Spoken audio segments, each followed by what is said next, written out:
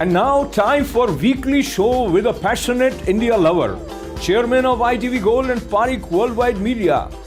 Get ready for loving sharing from physician, philanthropist, publisher, and India advocate in this week. Namaskar, I'm Ashok Vyas and the program is This Week with Padma Shri recipient Dr. Sudhir Parikh. Dr. welcome. Namaste. Namaskar everyone.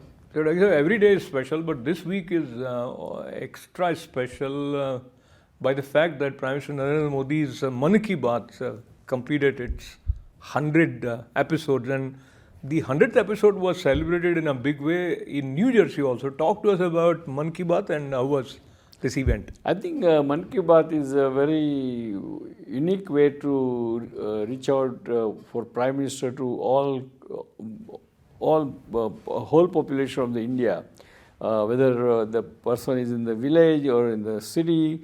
He can reach out to them and he can talk about how the India is doing, what are the India's progress, India's achievement, and concern of the people.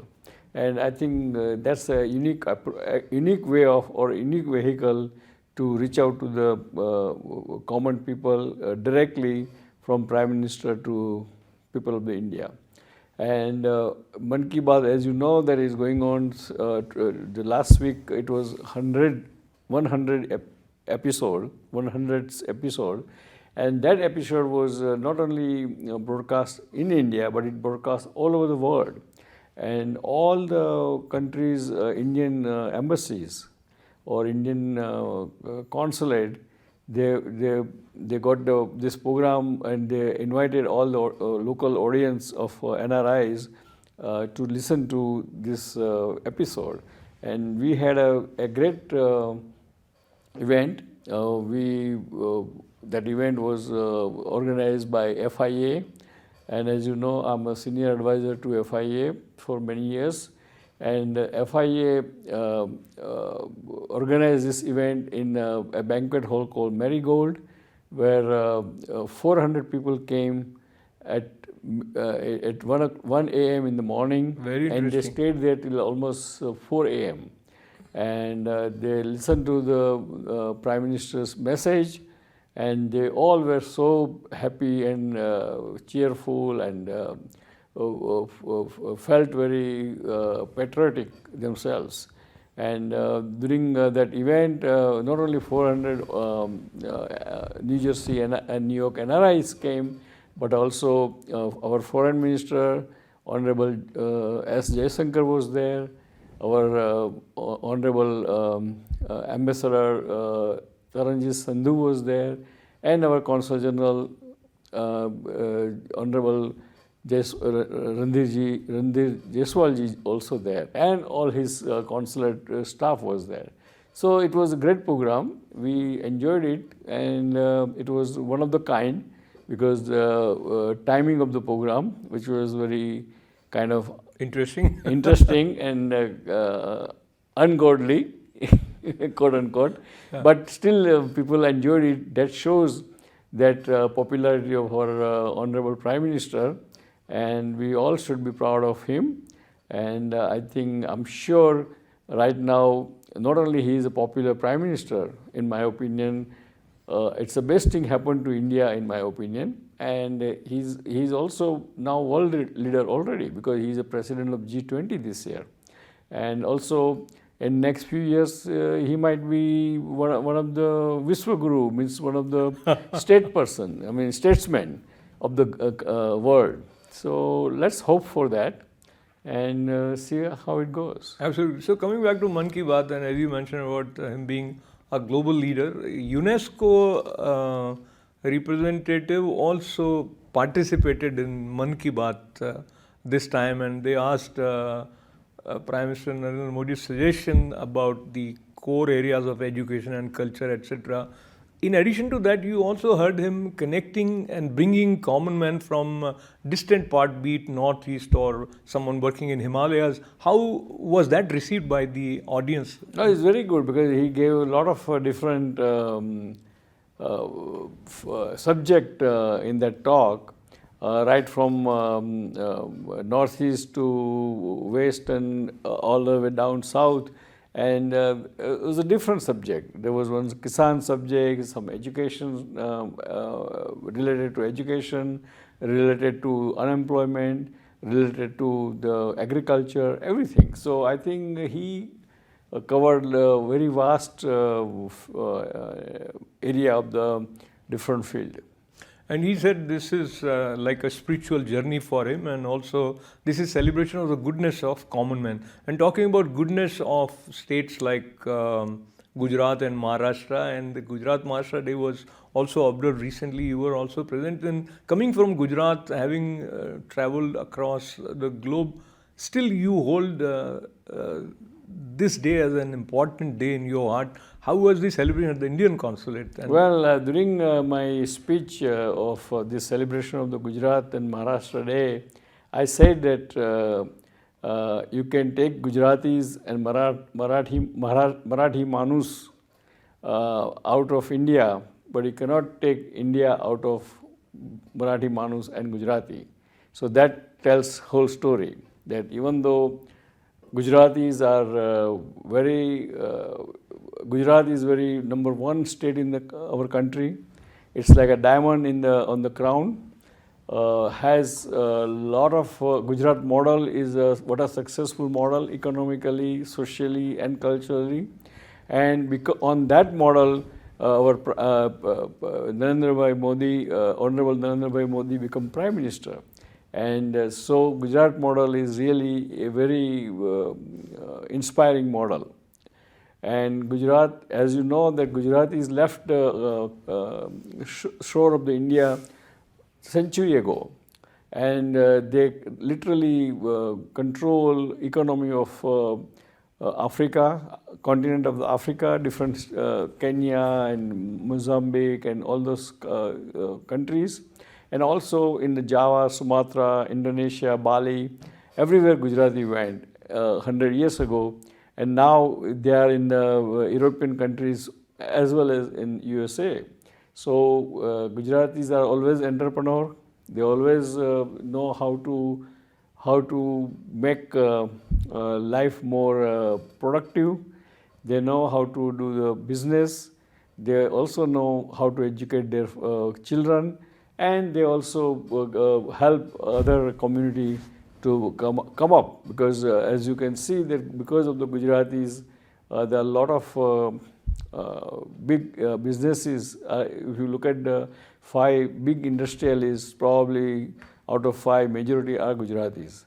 And that shows that even India's economy, they are also a very big driving force for India's economy. But now moving towards Maharashtra, and Maharashtra Day was also observed. Suddenly, the chief of NCP, Sharad Pawar, has declared his resignation as chief of that party. How do you see this? I think it's a political play. It's nothing serious there. And I don't think Pawar will resign, because he just wanted to make sure that because there was some rumor about Ajit Pawar joining the, kind of leaving the party with another 20-30 MLAs, and which probably to stop that kind of thing, probably he said that he will resign, and that made that NCP party won. And probably then Ajit Pawar has to think twice before he takes any other actions. And again, probably Ajit Pawar is also kind of under pressure for whatever irregularities or whatever investigation is going against him about corruption and whatever. And so it's all it's a political thing. I don't think Sharad Pawar has resigned for good. Because see, again, Sharad Pawar is a very seasoned politician. And he is the one who always survived in different decades of the politics of India. And if he resign, And if he is not with the then his ability to act as a national leader, opposition leader even, is gone. So I don't think probably this is a kind of serious thing. It's all political maneuvering within the NCP party.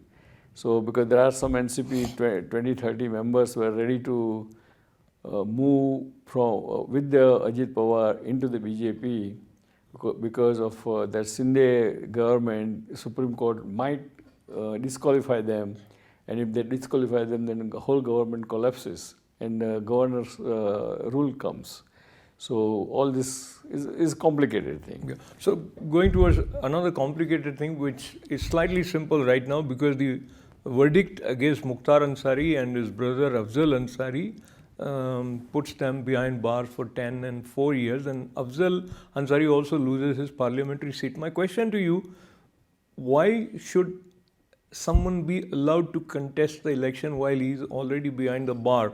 So when they are proven as criminal and they are put behind bar, then you are snatching their parliamentary seat. So why do you give them the option of contesting elections from jail?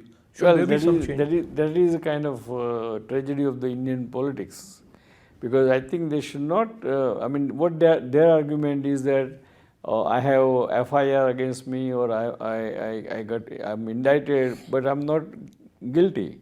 So till you get convicted, everyone is innocent. That's what kind of their excuse or defense. But I think they should not. There has to be certain rules and regulations that in public life you have to have certain kind of standing. It should be above the normal average people. Absolutely. Otherwise, what happens is the young generation will turn off from the politics, and no good people will enter in the politics. So let's hope that doesn't happen. And as we conclude, Padma Shri Recipient Dr. Sudhir Parikh, I want to thank you for sharing your thoughts and these analytical views on different topics. Your concluding remarks for our viewers. Well, dear friends, last Sunday we had a program of Man Ki Baat.